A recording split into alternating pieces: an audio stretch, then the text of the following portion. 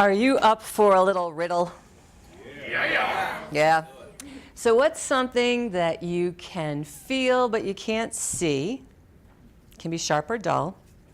And you don't even think about it when it's not around. But once it arrives, you can't ignore it. Pain. Ooh, love's good. But it's actually the topic of our conversation today, pain. My name is Jodi Scholes, and I've put my hands on about 20,000 bodies as a licensed massage therapist. It's been my job to increase the performance and decrease the pain of professional athletes from around the world and weekend warriors from my hometown. I worked with Major League Soccer for 10 years. That's professional soccer here in the United States. My team was DC United.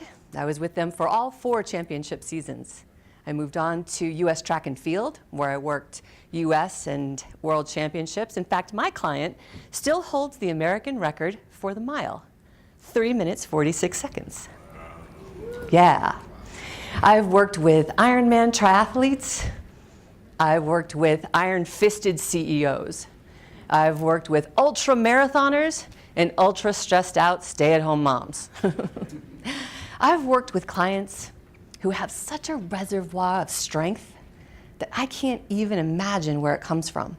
Like my client Len, who raced his bicycle 3,000 miles over 11 days.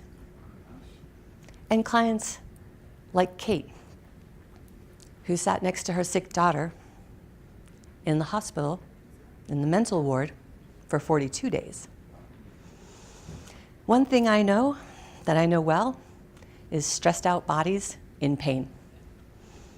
Pain affects over 100 million people in the United States. That's 1 out of 3 in the US.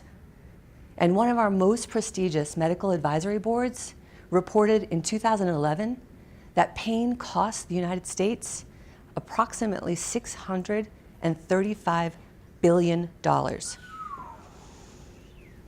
We have a problem. I'm going to introduce to you a simple but pretty radical way to think about pain, to heal from chronic pain. Pain shows up as physical, but it's often the result of mental, emotional, and sometimes even spiritual trauma. Pain's been thought of as physical for thousands of years. But what I've seen on my massage table, and what scientists are now proving, is that pain has physical symptoms, but sometimes they start here, or here, or here. Now, this might be a leap for some of you, a stretch to think about something outside of the physical realm of pain, but stay with me. When we're in pain, well, actually statistics show that 1 out of 3 here could be in pain. Definitely people here know someone in pain. So what happens when we're in pain? We go to the doctor, right? Yeah. We go to the doctor because the doctor can answer 2 questions. The doctor can answer the what and the how. What is wrong with me, and how are we going to fix it? So we go to the doctor, we get the prescription, then we follow directions, we fill the prescription, we take the pills, we do the physical therapy, yada, yada, yada. And hopefully the pain goes away, right? Does it go away? What if it goes away and then comes back? My client Paul served in the US Navy for 30 plus years. He left because he had some medical conditions they couldn't figure out. Paul served in the Navy. He as a pilot and then as a pilot's trainer. So he told me stories about G-force and about jumping out of perfectly good planes and breaking bones and crashing, bad landings, not crash landings, but bad landings. He put his body through a lot. And when he went to the doctor gave him some painkillers and some anti-inflammatories. Pretty normal stuff. But within 6 months, my strong, determined, client found himself addicted to opioids. And if you've seen any of the news, unfortunately here in the US, we have an opioid crisis. Because people are looking at just the physical. They're trying to just treat the physical pain to maybe numb from that pain, where there's really some deeper work to be done. Pain shows up as physical, but it's been my experience over 25 years that we have to look beyond the physical. Because pain shows up with a story to tell. Persistent pain has a story to tell. Authors like Carolyn Mace and Louise Hay and many others have talked about how our biography becomes our biology. Our biography becomes our biology. I've seen that in one of my clients named Marcy. And Marcy, strong, determined woman, working for a big company, short, salt and pepper hair, works out, eats right, gets massage a couple times a month. And we were conversing during one of her sessions, and it was the fall, and we were kind of getting ready for the winter, one of those crisp days. And she said, well, you know, Jodi, I get bronchitis every winter. I said, you get bronchitis every winter? I hadn't noticed that. She said, yeah, I don't know why, it's been happening for a while. And being the determined massage therapist and the enthusiastic person that I am, I said, I'm going to do some reading on recommendations to prevent bronchitis. So I did my homework, and I read about Breathe Easy tea and omega fatty acids that help to reduce inflammation and transformational breath work. And then I stumbled on traditional Chinese medicine. And traditional Chinese medicine said that the lungs are related to grief. Interesting. So at Marcy's next session, I said, hey, I did my homework, I did some reading. She said, oh, what'd you find? I said, oh, Breathe Easy tea. Yeah, I do that. Oh, eucalyptus as an essential oil. I do that. Yeah. Transformational breath work. What's that?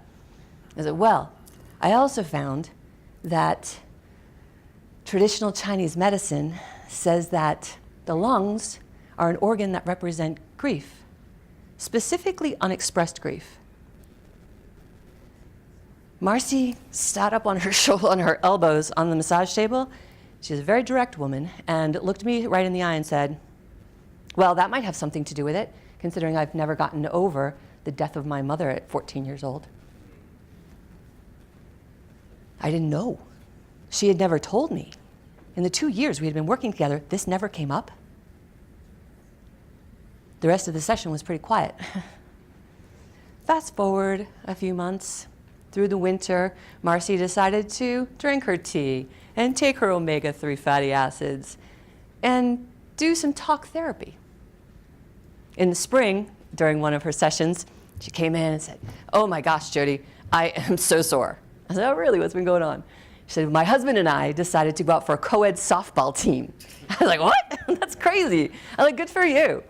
She says, yeah, I'm stronger than I've ever been. I'm keeping up with the boys. She says, I didn't get bronchitis this winter. We shared a smile. What a coincidence, right? Or not. You see, what I've noticed, what I believe, and what I've seen over the last 25 years is that pain shows up with a story to tell.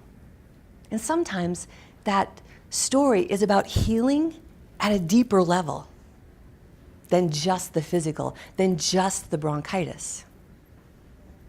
Pain can be mental, can be emotional, it can be spiritual. In fact, a lot of people already make the connection that mental stress causes a tension headache, and then emotional stress. Like, say you have a friend who got angry at work and they didn't actually say anything, they swallowed their words. Sometimes when we swallow our emotions enough, it can turn into an upset stomach. Over a prolonged amount of time, upset stomachs can turn into irritable bowel syndrome. Parents sometimes use the phrase, oh, I was worried sick. Emotional stress that's showing up as a physical symptom. Now, spoiler alert, this stuff actually isn't new. I'm sharing it with you in a really practical way so that hopefully, intentionally, that you and your loved ones see pain in a different way. I'm standing on the shoulders of pioneers who've come before us. Authors like Carolyn Myst and Louise Hay and traditional Chinese medicine. These are ancient documents, some of them telling us about ancient wisdom. I'm sharing my learning and my knowledge with you because I have a vision.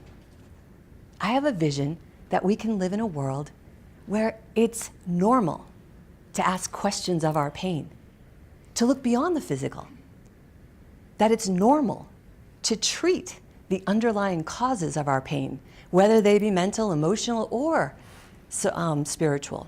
I'm sharing my learning and my experiences with you because it's actually not that hard. We just have to ask a few questions. Questions like, what's the lesson here?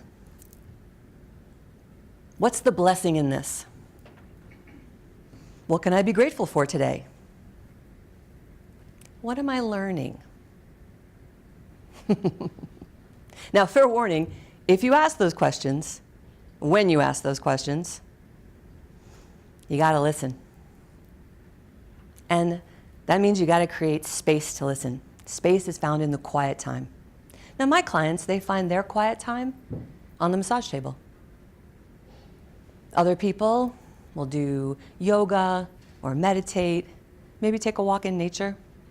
Some people find their quiet time just by unplugging from technology.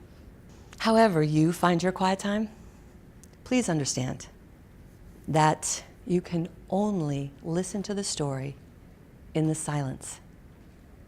And the story sometimes will be bringing wounds from the past into the present.